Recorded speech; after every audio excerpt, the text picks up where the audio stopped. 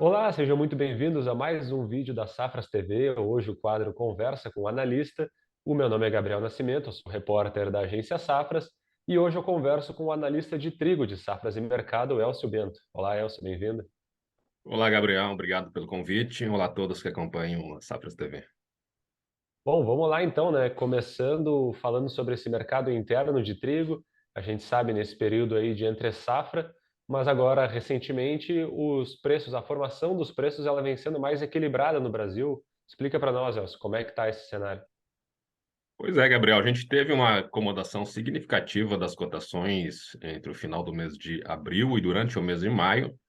E o início dessa queda ela vem até do mercado da soja, porque nós tivemos uma retração forte nos preços da soja, e o que aconteceu foi que o produtor precisava fazer caixa e viu no trigo uma opção para vender, para negociar, e apostar que a soja pudesse recuperar mais adiante. Então, o que a gente teve foi um produtor indo ao mercado, chegando ao mercado para negociar, e o que a gente tinha era um moinho abastecido, e aí a gente teve um descompasso entre a oferta e a demanda interna.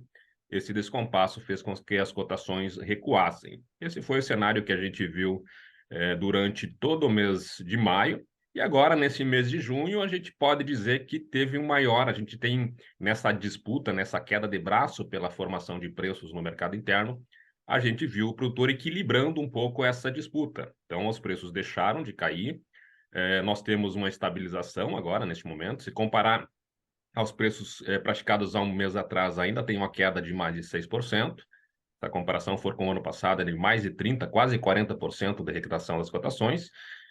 Mas o mercado está mais equilibrado. Por que que essas cotações caíram? Porque a gente tem uma situação que ainda existe trigo para negociar, apesar da gente estar em plena entre-safra.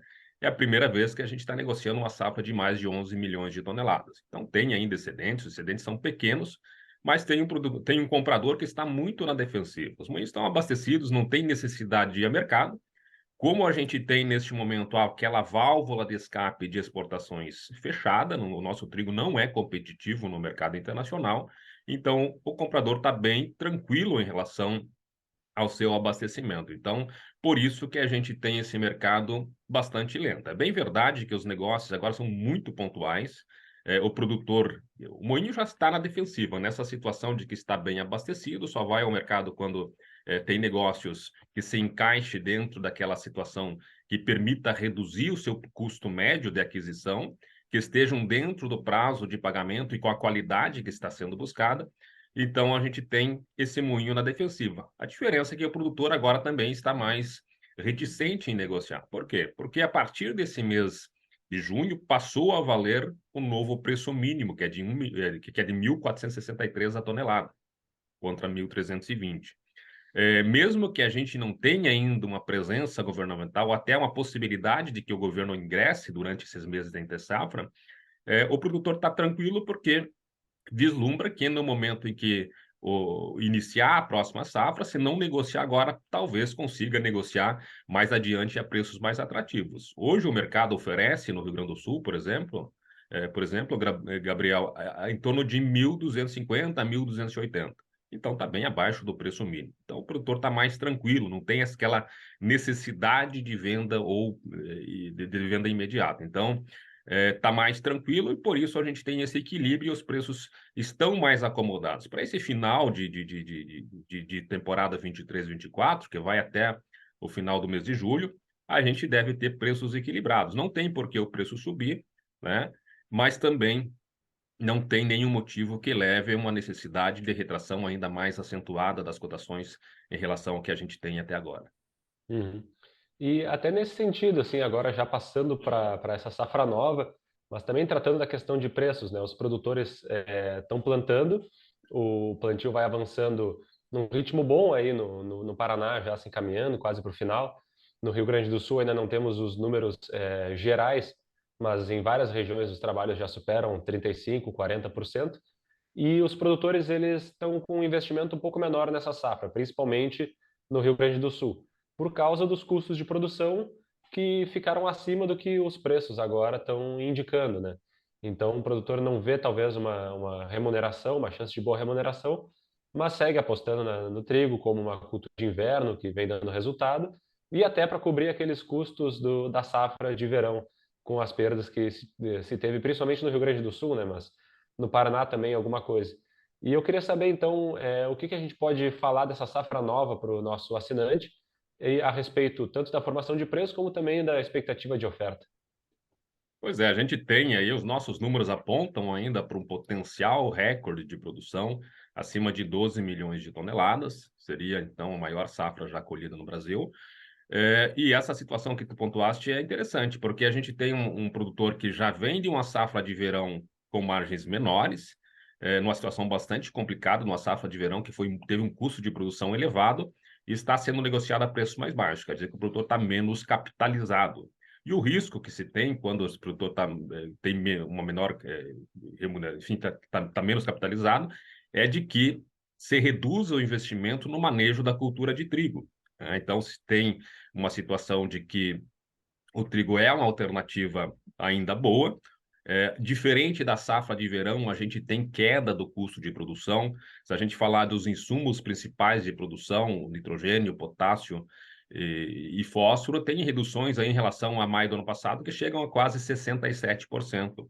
Então, mesmo que os preços estejam caindo 60% em relação ao ano passado, esses insumos de produção são quase 40% do custo total. Então, a gente vai ter custos menores. Esse é um fator que pesa a favor da cultura do trigo. Então, a gente deve manter essa área.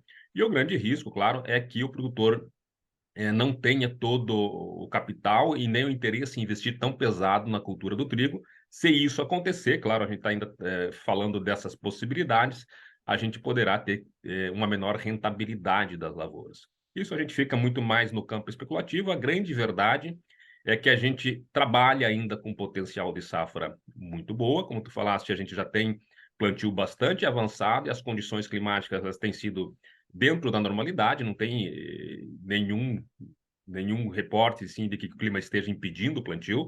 Então, naquelas três fases que a gente tem na cultura do trigo, que é de plantio, que precisa de umidade, enfim. Depois a gente tem uma fase que é essa bastante crítica agora no inverno, que pode pegar mais adiante a possibilidade de geadas entre os períodos de enchimento de grão e floração. E mais lá no final, talvez esse é o principal alerta que se tem para este ano. A gente está numa transição que pode ter um alinho mais forte durante o verão, e aí a gente pode ter sempre a possibilidade de mais chuvas, e chuvas traz prejuízos à qualidade do trigo. Então, são todas as incertezas que a gente tem. Uma certeza que parece, dentro do atual cenário, é a de que a gente vai ter preços mais baixos na próxima temporada. A conta que se faz, claro, é se esses preços, dentro de uma produtividade boa, ainda vão cobrir um custo de produção que é menor este ano em função da redução dos insumos de produção. Mas se a gente coloca qualquer conta de paridade, principalmente lá para o final do ano, a gente vê preços que ficam até abaixo de R$ 1.000 a tonelada, por exemplo, no Rio Grande do Sul, quanto os 1.250 que a gente tem neste momento. A outra grande dúvida que fica aí é de como o governo vai intervir no ano em que a gente pode ter preços de mercado até R$ 500 por tonelada abaixo dos preços estabelecidos ou do preço estabelecido como mínimo pelo governo. E um preço baixo que não se via há bastante tempo, né, Elcio? Exato, a queda em relação ao ano passado é de 40%. É bem verdade, se a gente for falar em preços em reais, ainda são preços altos. Se a gente comparar a preços na média dos 5 anos anteriores, por exemplo, a gente tem preços ainda bastante atrativos, acima de R$ 1.000 é um bom preço, né? E se a gente comparar na média histórica. Bem verdade, claro, que sempre tem que se ajustar ao custo de produção. A conta principal para o produtor não é o preço que está recebendo, mas sim qual que é a margem que se consegue em relação ao custo de produção. O que conta a favor também do trigo é que, a partir do momento que o produtor cobre o seu custo operacional, ou seja, aquele custo que tem para fazer a lavoura de verão, os custos fixos eles são diluídos junto com a cultura de verão, junto com a soja. Então, não se tem a necessidade de cobrir todo o custo de produção, porque o custo fixo o produtor vai ter plantando ou não. Então, a partir do momento que o custo operacional é coberto, já traz um incentivo à produção, além das outras vantagens que tem do trigo na parte agronômica do plantio do trigo e, enfim, plantando trigo e não plantando trigo, a safra de verão com o plantio de trigo, ela é beneficiada. Então, são esses fatores que ainda justificam o que a gente pense que a nossa área plantada será uma área superior à do ano passado. Uhum. Tá certo, então, Elcio. Para finalizar, eu gostaria que tu convidasse o nosso assinante, o nosso espectador, para o curso de análise fundamental e mercadológica que tu vai ministrar de maneira online e presencial nos dias 10 e 11 de agosto. Exato. Então, a gente tem esse curso programado, que é um curso que a gente traz uma análise completa da situação. São 2 dias com 4 módulos. No primeiro módulo, a gente fala de como se dá a formação de preços no mercado brasileiro. No segundo módulo, a gente tem toda a análise do mercado internacional, tem uma situação de mercado internacional. Os números do SE agora de julho vieram com uma produção maior. Então, é preciso a gente entender como essa situação externa, especialmente nesses anos que a gente tem tido as incertezas relacionadas à guerra do Mar Negro, tudo isso influencia no nosso mercado. Terceiro módulo, a gente fala de produção no Mercosul e também aqui no Brasil. É importante a Argentina, com alguma melhora de clima que deve garantir uma safra maior, isso vai ter um impacto significativo sobre a nossa formação de preços na próxima temporada. E aí a gente fecha sempre esse curso falando de tendências de preços, o que se esperar para as próximas temporadas. É um curso bastante completo, então no próximo mês de agosto, dias 10 e 11, convido todos vocês para participarem conosco. Uhum. É isso, então, esse link para as inscrições no curso vai estar disponível aí na descrição do vídeo aqui no YouTube. Eu já convido também o espectador que não é inscrito a se inscrever no canal de Safras e Mercado no YouTube para receber todas as informações, outros vídeos com outros analistas sobre outras commodities, muitas notícias por aqui e também no site de safras.com.br, onde você encontra o canal para inscrição no curso e também muitas notícias do mercado agropecuário e a possibilidade de pedir aí um demonstrativo da plataforma Safras, que é a nossa plataforma com todas as notícias e análises do mercado agropecuário, um material muito completo de mercado interno e internacional. Então, agradeço a quem nos assistiu até aqui. Te agradeço, Elcio, pelas informações. Obrigado, Gabriel. Um abraço a todos e até a próxima. Muito obrigado. Até a próxima.